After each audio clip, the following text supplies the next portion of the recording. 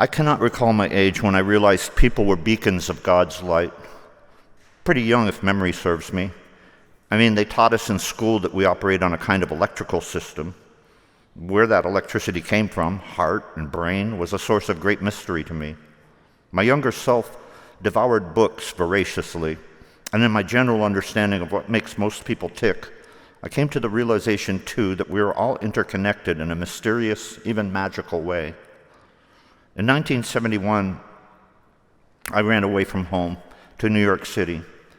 I had a sort of built-in support system there from a cross-racial, cross-church Baptist camp I'd attended years previous. As such, I was taken in by a lovely church lady and her family and stayed with them in the Robert F. Wagner houses in East Harlem about a month. I used to sneak into Broadway plays during the intermission.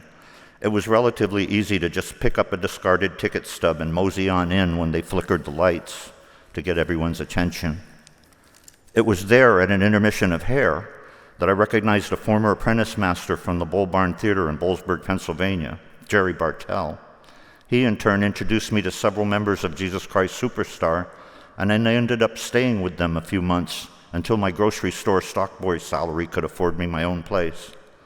During this time, I fell head over heels with the New York theater scene, from Broadway on down in seating capacity to off Broadway. I wound up seeing the show Jesus Christ Superstar a total of 29 times since they let me in free, and I got to know most of the cast fairly well.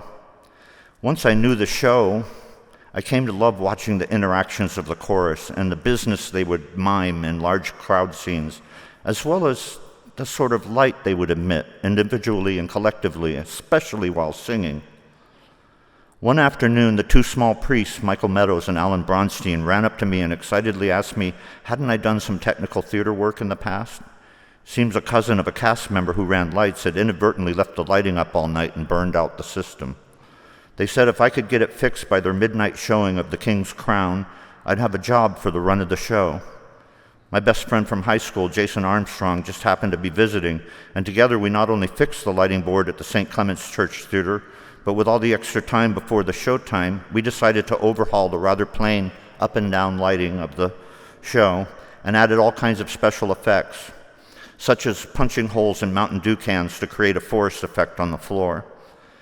When the midnight show came about, I asked Alan if I could play around with the lighting during the show, and he said they'd love it.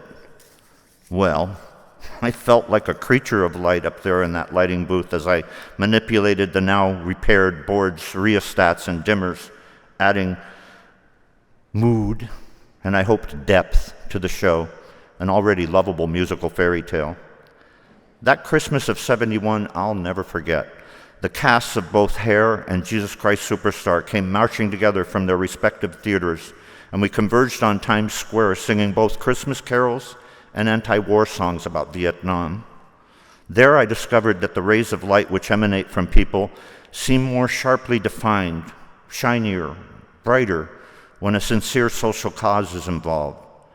I'd learned the essence of this in liberal religious youth groups and in my own Baptist church. In that Times Square moment, my worlds blended: theater, social change, and exploring our interconnectedness under the lights of Broadway.